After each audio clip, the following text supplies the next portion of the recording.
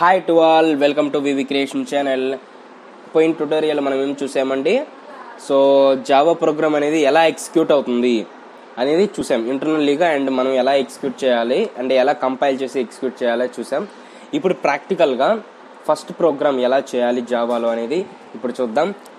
So let's start our tutorials.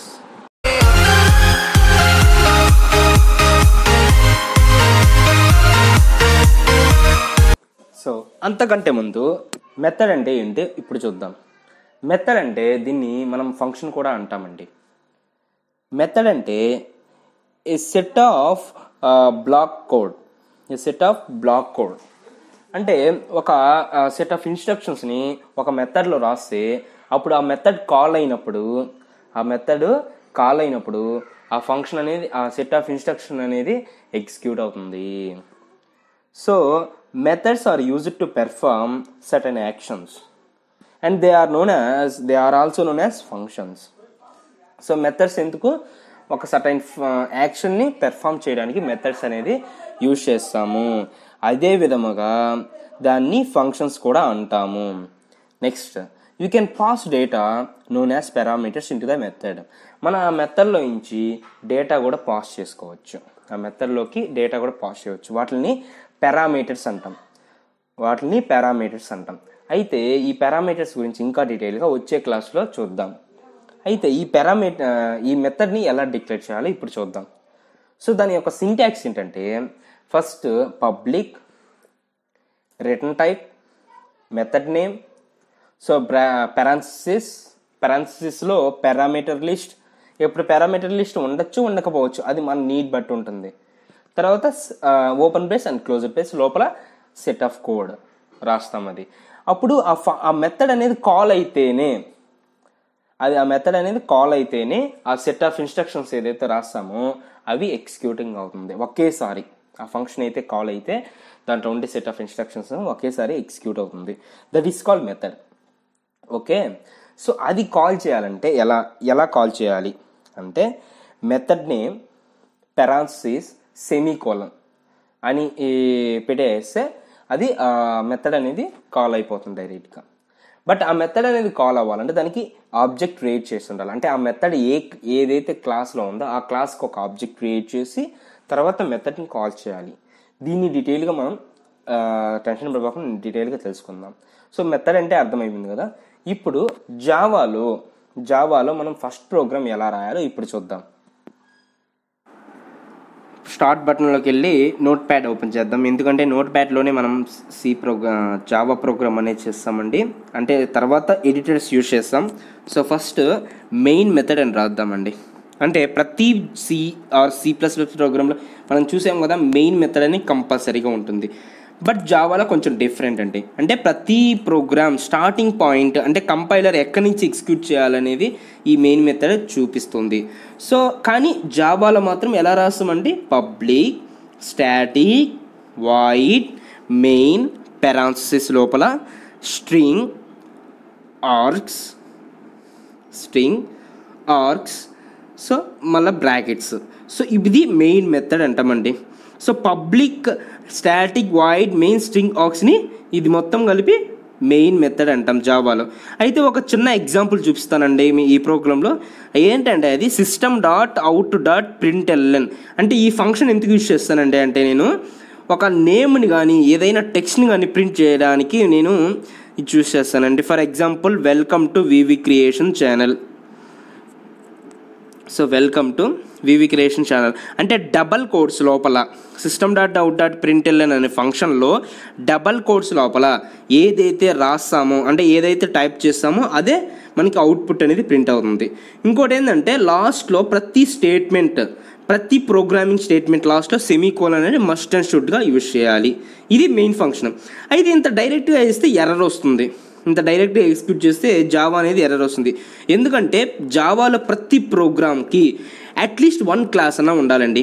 ప్రతి ప్రోగ్రామ్కి at least 1 class అన్న ఉండాలి. అయితే ఇక్కడ క్లాస్ ఎలా డిక్లేర్ చేయాలంటే, పబ్లిక్ క్లాస్ నేమ్ వివి ఇచ్చాను ఫర్ సపోజ్. తర్వాత క్లాస్ క్లోజ్ చేసి క్లాస్ లోపల మెయిన్ ఫంక్షన్ రాయాలి. ఇది జనరల్ ఎలా రాయాలి అనేది జావా ప్రోగ్రామ్ అండి. అంటే క్లాస్ లోపల మెయిన్ ఫంక్షన్ రాయాలి. సో క్లాస్ ఎలా రాయాలి? పబ్లిక్ క్లాస్ నేమ్ వివి అని ఇచ్చున్నా నేను. సో లోపల మెయిన్ ఫంక్షన్. సో పబ్లిక్ అని ఎందుకని ఇచ్చానంటే నేను ఇక్కడ మామూలుగా యాక్సెస్ స్పెసిఫై దాని గురించి మళ్ళీ మాట్లాడుకుంటున్నాం. Next save. ఇక్కడ సేవ్ యాజ్లో వెళ్ళంగానే సో నేను డెస్క్టాప్లో సేవ్ చేసి సో వివి ఇక్కడ క్లాస్ నేమ్ ఏదైతే ఉందో ఆ క్లాస్ నేమ్ ఇచ్చి .java అనే ఎక్స్టెన్షన్తో నేను డెస్క్టాప్ మీద సేవ్ చేస్తున్నా. సో ఇక్కడ కనిపిస్తుంది కదా viv.java. సో ఇప్పుడు సిఎండి ఓపెన్ చేయండి. తర్వాత ఇప్పుడు అడ్మిన్లోకి వెళ్ళింది. ఇప్పుడు నేను డెస్క్టాప్లోకి వెళ్ళాలంటే ఏం టైప్ చేయాలి? CD space desktop. ఇప్పుడు డెస్క్టాప్లోకి వచ్చేసింది మన ఆపరేటింగ్ సిస్టమ్ అనేది. ఇప్పుడు డెస్క్టాప్లో జావాc స్పేస్ viv.java అంటే ఇప్పుడు ఏమైంది? నేనేం చెప్పాను? కంపైల్ చేయాలంటే జావాc స్పేస్ viv.java అని చెప్పాను. అప్పుడు బైట్ కోడ్గా మారిపోయింది. ఇప్పుడు మనం ఏం చేస్తామంటే viv స్పేస్ జావా. ఇప్పుడు మనం ఎగ్జిక్యూట్ అవ్వాలి. సో చూడండి. సో సారీ ఇప్పుడు Java space VV very sorry extremely. So Java space VV. So చూడండి అవుట్పుట్ ఏమొచ్చింది? Welcome to V V creation channel అని ఇచ్చింది. సో ఎర్రర్స్ ఏమైనా చూపించాలంటే జావాc స్పేస్ viv.java అనే దాంట్లోనే ఎర్రర్స్ అనేది చూపిస్తుందండి. సో ఇది ఫస్ట్ ప్రోగ్రామ్ ఎలా చేయాలో సో చూసారు కదంటే first this is small program అంటే జావాలో ప్రోగ్రామ్ ఎలా రాయాలి అంటే అదొక సింటాక్స్ లాంటిది అనమాట. జావా ప్రోగ్రామ్కి అదొక సింటాక్స్. సో ప్రతి ప్రోగ్రామింగ్ లాంగ్వేజ్కి మెయిన్ ఫంక్షన్ అనేది ఉంటుంది. బట్ దీంట్లో కొంచెం కీవర్డ్స్ రాయాలి. And also only main function కాకుండా జావాలో అట్లీస్ట్ వన్ క్లాస్ అనేది ఉంటుంది. ఆ క్లాస్ లోపల మెయిన్ ఫంక్షన్ అనేది రాస్తాం. ఆ మెయిన్ ఫంక్షన్ లోపల మనం కోడింగ్ ఏరియా అంటే కోడ్ అనేది రాస్తాం. ఏ కోడ్ రాసినా అది ఎగ్జిక్యూట్ అవుతుంది. సో ఇప్పుడు నేను system.out.println రాశాను. ఎందుకు ఆ ఫంక్షన్? ఎందుకంటే ఏదైనా మెసేజ్ కానీ డిస్ప్లే చేయడానికి ఆ ఫంక్షన్ అనేది యూజ్ చేసుకుంటాం. ఫర్ సపోజ్ దాంట్లో ఏం రాశాను? Welcome to V V creation channel. So output చూసారు కదా. సో అవుట్పుట్ వచ్చింది కదా. ఇప్పుడు దాన్ని కంపైల్ చేసాను. ఫస్ట్ .java అనే ఫైల్ ఎక్స్టెన్షన్తో సేవ్ చేసి దాన్ని కంపైల్ చేసి ఎలా జావాc స్పేస్ వివి క్రియేషన్స్.java అని ఇచ్చా. అప్పుడు కంపైల్ చేసి ఎంటర్ చేసినప్పుడు అది కంపైల్ అవుతుంది.